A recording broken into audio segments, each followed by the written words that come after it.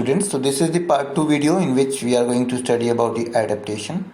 So remember, animals living in particular type of climatic conditions are going to survive over there when they will do the adaptation. So if they are going to adapt themselves according to the environment or the climatic condition, then only they are going to survive. So in this video we are going to understand about the various adaptation made by the various organisms living in various type of conditions. So let us start with the adaptation done by the organisms living in the cold climate. So remember, cold climates are the area like poles which are having less temperature, very low temperature that goes less than minus 37 degree Celsius also. So animals like seals, like polar bears, penguins, so they are able to survive over that condition with the help of the adaptation made by their body. So now let us start with the adaptation done by the polar bear. So you can see polar bears are white in color because of the hair on their body that is known as fur. So this fur allow them to trap the air. So air is a good insulator. So it is going to insulate their body. Obviously it is not going to allow the heat of their body to go outside. So fur is very important body part which is going to protect them from the cold. Similarly, polar bears have a thick layer of fat under their skin, so that is also going to protect them. Fat is a good insulator, so it is again going to trap the heat of their body so it will not allow the heat of the body to go outside. Okay, so polar bears are having different adaptation in their body. Like if we talk about their paws, so their paws are very large in size. So I am going to share the video also in which you will see how these polar bears are they are able to swim in the oceans also, which is very cold. So because of their large paw, and yes, they are having nostril. They can close their nostril under the water. And one more thing associated with the polar bear is, even with the normal bears also, that they are having the strong smelling power, so they can smell their prey from the larger distance or longer distance. Okay, one more interesting thing about their fur, it is of white color, so it allows the camouflage. So polar bear can hide themselves into the snow because of white appearance, so it can camouflage with the white snow, so they can easily hide themselves from the prey, and they can easily do the hunting. Yeah, so one more interesting feature related with the polar bear is that they can hibernate. Hibernate means to say they can go under winter sleep. So till the winter will be there, so they can go for a sleep. So what these polar bear do, they normally eat during the summer time, and they eat very in large quantity, and whatever they are eating, this is added into their body in form of fat. It gets stored in form of fats, and during the winters when there is a cold outside, so they basically hide inside their dish, and they remain there till the winter is completed.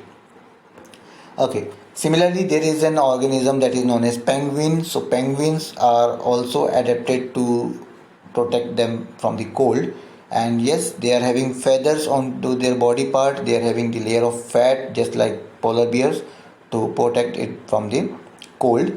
And again, they are good swimmers because of their webbed feet, and yes, with the streamlined body they can swim very easily into the water.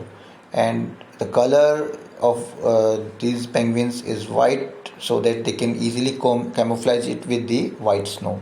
So this is the adaptation of penguins. Again, they are having the fatty layer inside their skin part. Now if we talk about the birds, specifically the birds living in the cold environment, so there are few birds like Siberian cranes. These are the migratory birds. So normally birds are having feather to protect them from the cold, but at the area like Siberia, like in the polar regions, near to the polar region, the cold is very, very severe. So that time they have to do the migration. So these birds during the winter, what they do, they normally prefer to do the migration, and they just simply fly into the different location of the countries.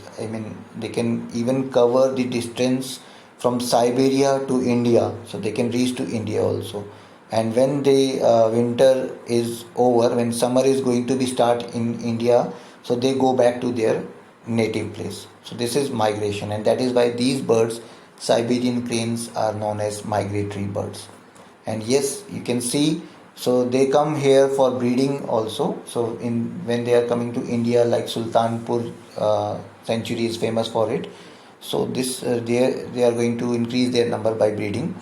And you can see in India, this is the pathway which is followed by them. So from Siberia, right away, they are coming to the India in the Rajasthan and in the Faridabad area normally, and then they go back to the Siberia. So this much of distance, even you can see these are the different pathways.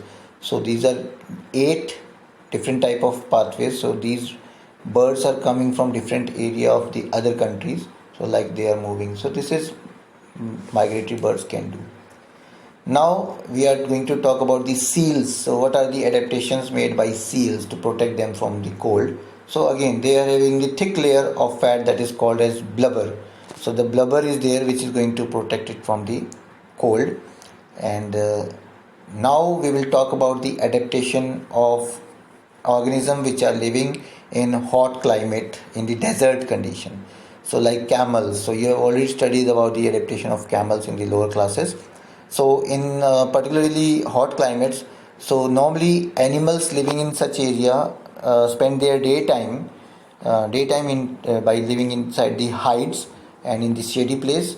And when night comes, so they look for food. So they are nocturnal animals. And normally, if I talk about this organism, this is fennec fox. It is living inside the burrow in the daytime. And yes, it is having one more feature, that is it is having large ears. So these large ears have a blood vessels near its surface, body surface, and when the air blows across, so the blood get cool. So this is how they are going to survive in the hot climates.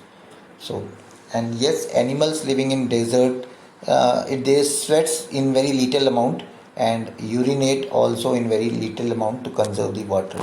So you know very well about the camel and various adaptation made by camel. So camel drinks a water in single time. It can drinks up to 45 liter of water, and yes, it can survive without water also for many days.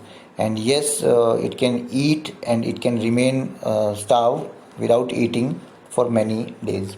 So this is the adaptability of camel. And with the eyelashes also, with the big size foot also, they can move into the desert area very easily.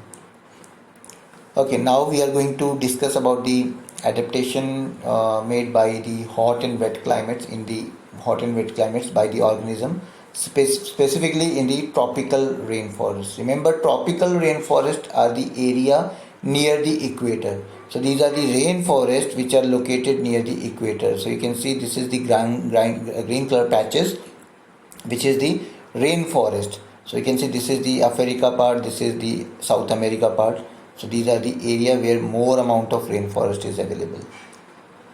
Now if we talk about the adaptation, so normally in tropical region, as the condition is very hot and wet, so they are having dense rainforest, very dense, because rain is available. So dense rainforest are available here in this location, and they are having great number of animals living on the trees with greater adaptation. So most of the animals are going to survive onto the trees. Like toucan is a bird, so it is having it lives onto the trees. And yes, you can see the adaptation made by this toucan is yes, it has long large bill, that is beak, and it has long large bill to reach fruit onto the weak branches. So it can simply sit onto the branch, and then it can even reach to the that type of twigs even which is very weak.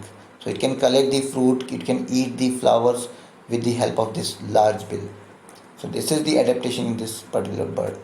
Similarly, there is an organism that is red eye tree frog.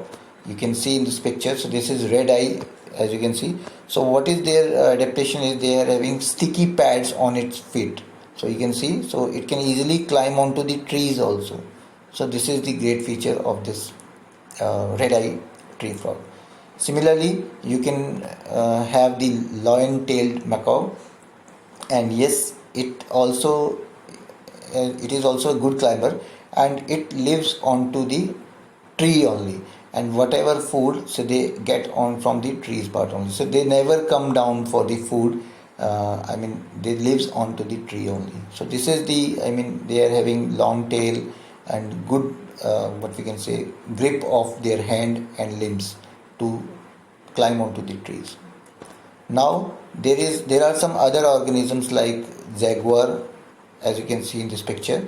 So they are having the spotted skin. So you can see their skin is spotted. So they can easily hide themselves into the bush, and they can easily attack on their prey with the help of this type of spotted skin.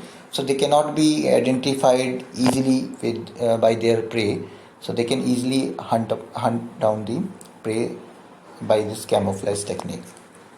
Similarly, now we are going to talk about the animal, that is elephant. So elephant is having great adaptation. So they are having strong sense of smell because it uses long trunk as nose. So you know, long trunk is there with the elephant, which act as a nose, no doubt, and it help in the smelling. So they can smell from longer distance, and they are using this trunk to pull down fruit and leaves to eat. So they are using this like a hand only. Similarly, they are having tusk, long tusk, one in pair. So they are using it to tear the bark from the trees which they eat, and they are having long ears to hear even the soft sound, and also to cool. I mean, they use this flap-like ear to cool themselves from the hot and humid climate. So these are the various adaptation made by various type of organism living in different type of climatic condition. So this is all about this chapter. Thank you.